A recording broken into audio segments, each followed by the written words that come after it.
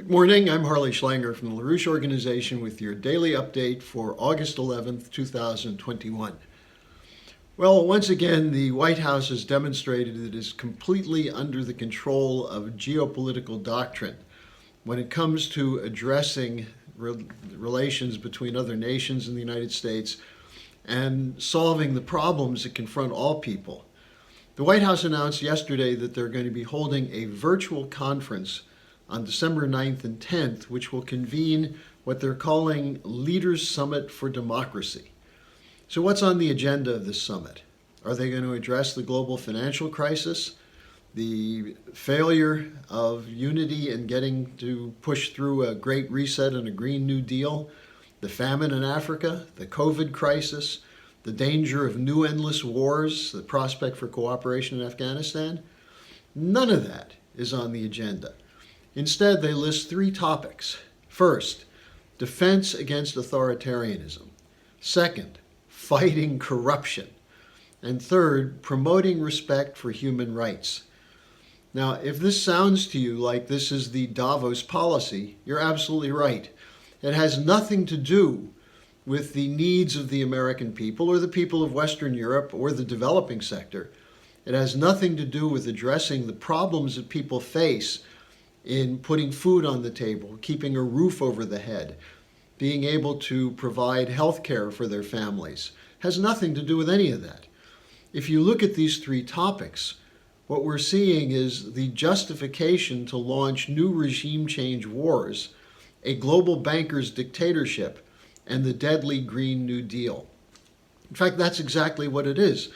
It's the so-called defense against authoritarianism means regime change.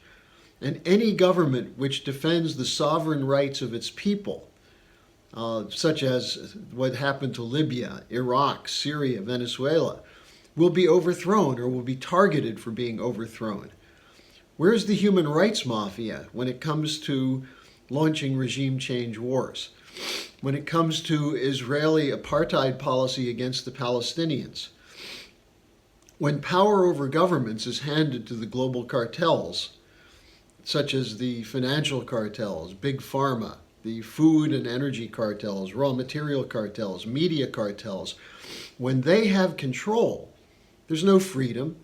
You talk about authoritarianism.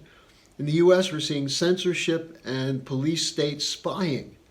Where's the freedom and human rights there?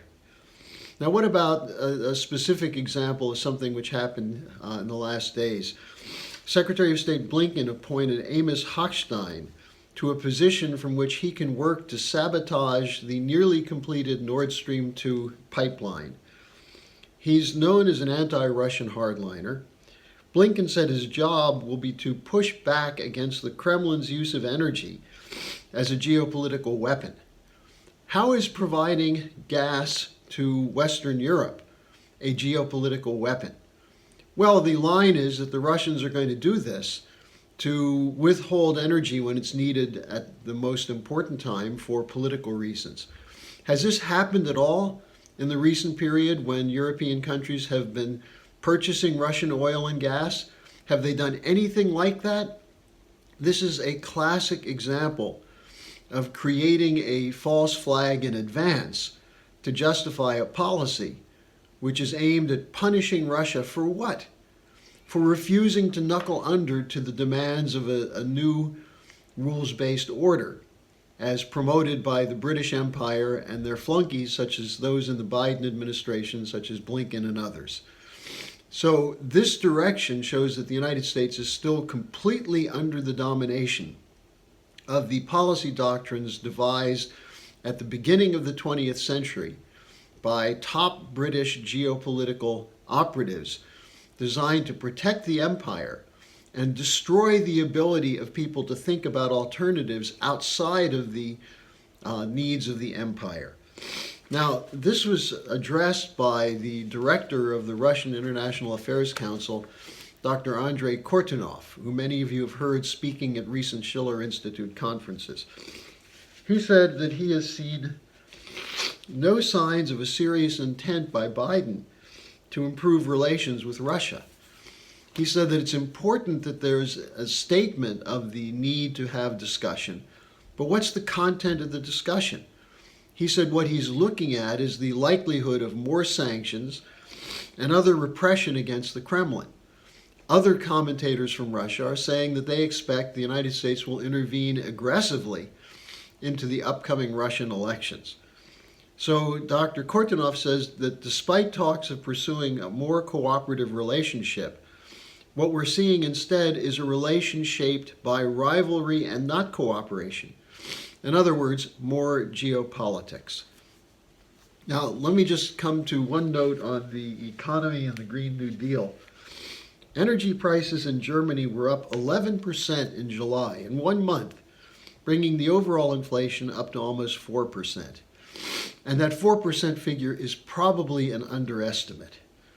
Now, the Green New Deal will add dramatically to inflation. It will add costs to every sector. The lack of reliable electricity production is one of the most basic detriments to restoring a manufacturing policy. Now, what we're seeing in Germany now is an election campaign in which virtually every single party is pushing a rabidly pro-green agenda.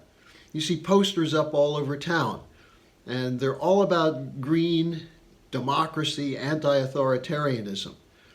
The only counter to that is the Buso party, whose candidate is Helga Zepp LaRouche, and to some extent the Alternative for Deutschland, the AfD, although they lack an overall perspective on how to get there. So we're seeing the control from the top of the political parties, by the think tanks, by the media, control the narrative, give people a sense that there's no alternative. As Thomas Friedman famously wrote, the New York Times columnist, that the world now is shaped by Tina. There is no alternative but to submit to the rules-based order, to the Green New Deal, and the Great Reset economic dictatorship of the central banks. Well, that's not going to work. And that's why I'm urging you to join with the Schiller Institute to present an alternative outcome. We do need leadership for the future. Leadership which recognizes the crises but understands where they come from, who's responsible for them, and how the solutions being promoted in the mainstream media and the mainstream political parties are not only not solutions, but would worsen the situation overall. Now, this will be part of our discussion this Saturday, August 14th. So are you finally willing to learn economics? A discussion sponsored by the LaRouche Legacy Foundation to take up the life and work of Lyndon LaRouche, who is definitely outside of the mainstream. And you'll see from the speakers at this conference that there are people in every nation of the world who recognize the uniqueness of LaRouche's capabilities, his solutions, and the importance of the Americans to get behind the LaRouche policy. So join me. You can get to the schillerinstitute.com to log on for the conference beginning 9 a.m. Eastern Time this Saturday. Thanks for joining me today. I'll be taking your questions tomorrow. You can send them to me at harleysch@gmail.com. I welcome your questions, your comments, your hostile retorts, whatever you want to send me. We can take up and use this for the basis of a real dialogue.